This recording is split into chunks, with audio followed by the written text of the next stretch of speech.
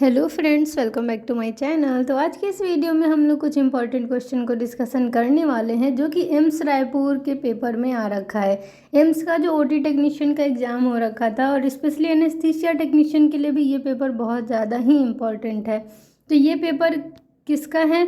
तो एम्स रायपुर का है। एम्स रायपुर में जो ओटी टेक्नीशियन का एग्ज़ाम हुआ था उसमें ये सारे क्वेश्चन आ रखे थे। तो सब लोग वीडियो में अंत तक जुड़े रहिए, तभी आप लोग इतने इंपॉर्टेंट क्वेश्चन से जुड़ पाएंगे और जान पाएंगे। पहला क्वेश्चन है हमारा, in which year zero based budgeting did start in India. यानी कि जीरो बेस्ड बजट का जो सिस्टम था वो किस साल से स्टार्ट हुआ था हमारे भारत में। तो कब से स्टार्ट हुआ था? तो 1983 से, 1983 से जीरो बेस्ड बजटिंग का सिस्टम स्टार्ट हुआ था हमारे भारत में। सेकंड क्वेश्चन है, the high risk zone of earthquakes covers which of the following cities. यानी कि high risk zone of earthquakes यानी कि कौन से एरिया में, यानी किस शहर में अर्थक्वेक का जो भूकंप, आप जानते हैं अर्थक्वेक को हिंदी में भूकंप कहते हैं। तो भूकंप जो है किसी एरिया में कम आता है, किसी एरिया में ज़्यादा आता है। ठीक है, तो हाई रिस्क जोन वाले एरिया में कौन सा सिटी है? तो वो है हमारा श्रीनगर। श्रीनगर में भूकंप के झटके बहुत खतरनाक आते हैं। ठीक, बहुत ज़्यादा वहाँ पे महसूस किए जाते हैं। अब हमारा थर्ड क्वेश्चन है, India's only active volcano is located in which among the following places. आपको उस जगह का नाम बताना है भारत का जहाँ पे एक्टिव वोल्केनो स्थित है, पाया जाता है। ठीक है, तो ये आपका है बैरन आइलैंड। बैरन आइलैंड एक ऐसा जगह है जहाँ पे एक्टिव वोल्केनो लोकेटेड है। ठीक है, स्थित है वहाँ पे। अगर आप जाएंगे तो एक्टिव वोल्केनो देख सकते हैं। नेक्स्ट क्वेश्चन हमारा है, a device which provides communication to a remote network और an autonomous system that is out of bounds for the host network modes. तो यहाँ पे आपको बताना है कि कौन से डिवाइस का यूज करेंगे ऐसे एरिया में, जैसे कि कुछ गांव का एरिया होता है, रिमोट एरियाज है जहाँ पे नेटवर्क इशू बहुत ज़्यादा होता है। तो वहाँ पे किस डिवाइस का यूज करेंगे कि आपको नेटवर्क सही मिले। तो हमारा ये जो फोर्थ क्वेश्चन था उसका राइट आंसर होगा गेटवे डिवाइस। गेटवे डिवाइस जो है वो ऐसा डिवाइस है जो कि कम्युनिकेशन के लिए इस्तेमाल किया जाता है। नेक्स्ट क्वेश्चन है, which sectors is regulated by IRDAI। ठीक है, इंश्योरेंस का ये हमारा एक है। ठीक है, तो किस सेक्टर को ये जो IRDAI है वो रेगुलेट करता है? तो वो है आपका इंश्योरेंस सेक्टर को।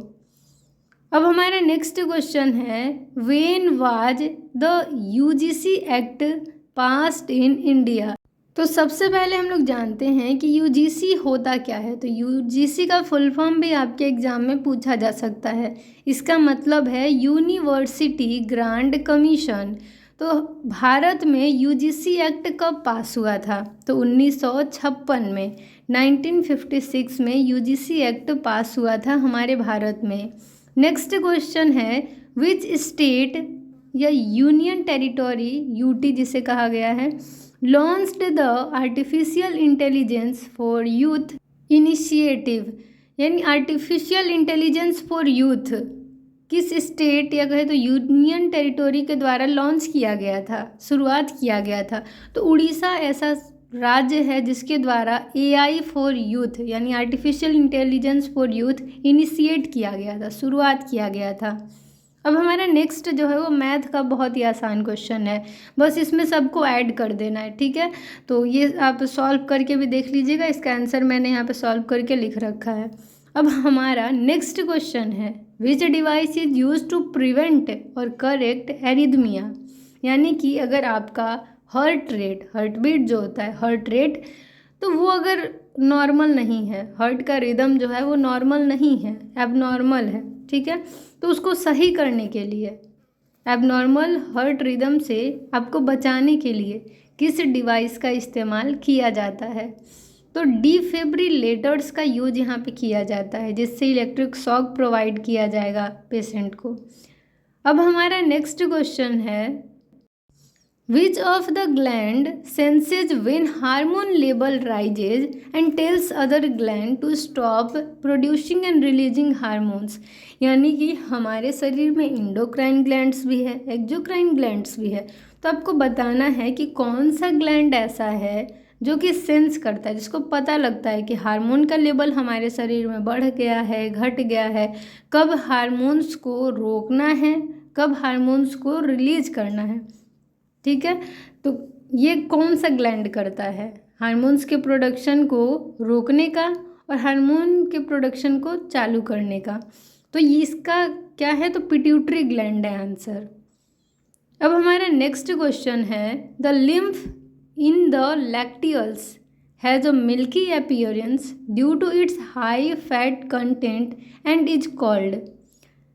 तो इसका हमारा जो आंसर होगा वो होगा काइल, CHYLE।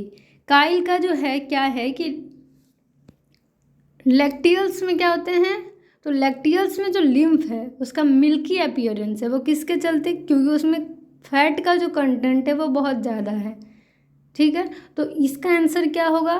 तो इसका होगा काइल। तो चलिए इस तरीके से इस वीडियो को यहीं पे एंड करते हैं और मैं उम्मीद करती हूँ कि आप सभी को ये सारे क्वेश्चंस बहुत ज़्यादा हेल्प करेंगे।